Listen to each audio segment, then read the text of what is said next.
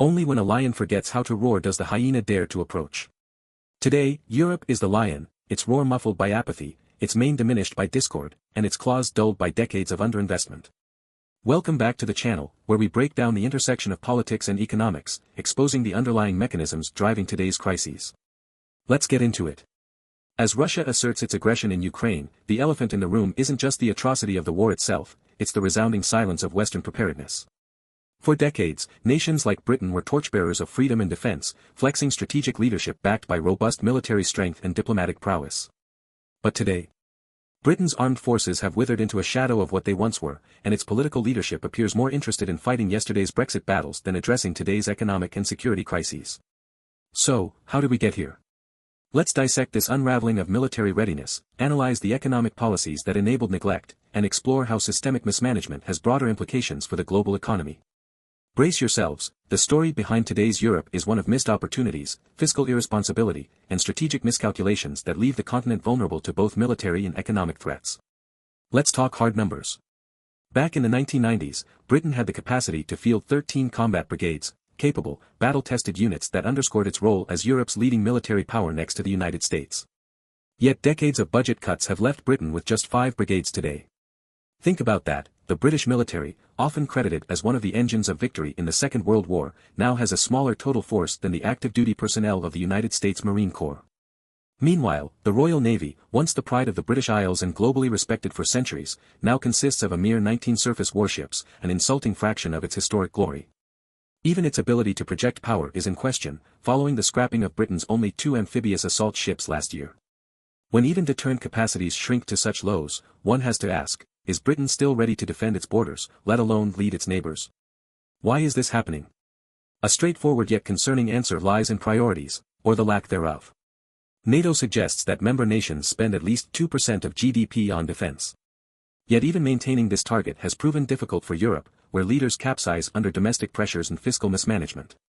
The UK, under pressure to meet 2%, still pales in comparison to the predicted defense budgets of Russia, 4.1% of GDP, or the United States, 3.5 to 4%. NATO officials have floated the need to raise spending to 3% or more, but let's face it, most European governments, especially Britain, lack the grit for such spending increases. Why? Because the public doesn't care. For decades, leaders have indulged electorates polarized over domestic welfare spending and austerity measures. Military spending, though vital, doesn't give politicians the same approval ratings that funds for health or education provide. The blame lies not just with politicians but with the systemic inability of modern European democracies to face unsexy problems that don't deliver immediate benefits. Now, let's factor in the seismic shock of Brexit.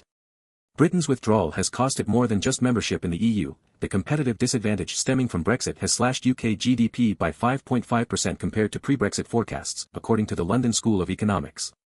This drag on economic growth leaves fewer resources to allocate toward hard power objectives like defense. Before Brexit, Britain enjoyed unparalleled access to the world's largest trading bloc, one that enabled London's outsized influence within Europe. But that influence is gone. Britain no longer stands as the vital conduit between European states and the United States. Worse still, Keir Starmer's overtures to mend bridges with Europe lack the power to erase years of diplomatic damage caused by Britain's nationalist streak. With or without Brexit, though, the underlying fiscal problem remains. Continual reductions in military budgets to appease austerity politics have hollowed Britain into a military lightweight. Naval power dwindles. Army recruitment consistently undershoots targets, despite billions spent on PR campaigns.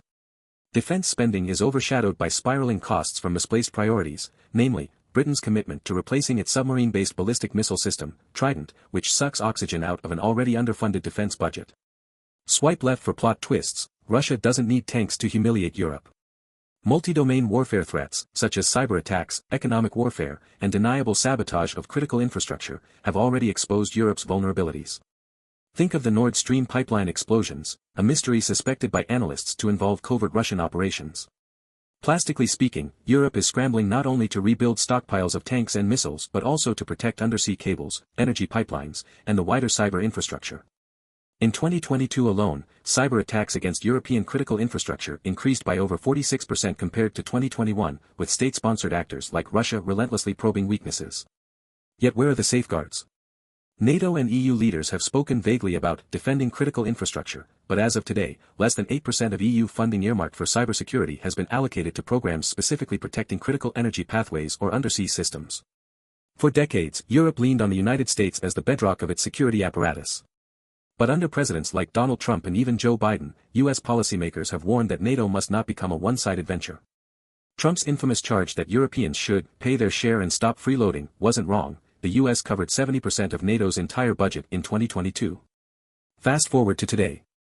With the war in Ukraine entering its third year and China presenting simultaneous challenges in the Indo-Pacific, American voters, politicians, and strategists may soon lose patience with subsidizing Europe's refusal to take stronger responsibility for its collective security. Meanwhile, the urgencies of strategic competition with China mean that the US cannot, and will not, be Europe's endless insurance policy. If Russian aggression proves one thing, it's that Europe cannot wait for the US cavalry to fix its problems. Hard realities require hard policies. Yet no EU or G7 nation dares seriously discuss a Marshall Plan for defense rebuilding, leaving nation after nation stuck in either political apathy or economic paralysis.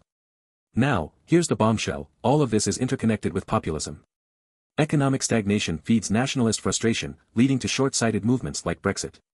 Don't forget the disastrous rise of Nigel Farage, whose Little Englander rhetoric divides Britain from its neighbours at a time when unity is paramount. Yet across Europe, the trend isn't confined to the UK. In Italy, France, Hungary, and Poland, populist leaders have rattled cooperation within EU frameworks, undermining collective action precisely when it's needed most. Populists exploit the boredom surrounding foreign conflicts like the Ukraine war, tapping into domestic frustrations, a strategy visibly effective in post-Brexit Britain. But mark my words, the rise of isolationist sentiment within NATO or Europe is the greatest gift Putin could ask for. The bottom line: none of this is sustainable. Europe's lack of cohesive defense spending, coupled with Britain's post-Brexit malaise, leaves the continent walking blindly into danger zones. Economically, the decision to skimp on security investment will lead to economic damage, cyber attacks, supply chain disruptions, and Russian coercion will hurt far more than the upfront costs of boosting defense budgets. As NATO leaders have stated, spending 3 to 4% of GDP on defense is not a suggestion, it's survival insurance. For Europe, and for Britain especially, recovery begins with accountability. Hard truths must be told to voters: fixing the economy requires defending the systems that enable it. Bolstering NATO defense targets won't magically heal Brexit, but it will signal to the world, and to Russia, that Europe has its roar back. So, what do you think? Is Europe capable of turning itself around, or did Brexit and years of defense cuts already set the road in stone? Let me know in the comments below, share this video with your colleagues, and subscribe for more insights on how policy and economics shape the world you live in. As always, stay sharp and stay informed. This is Boss Economics World signing off.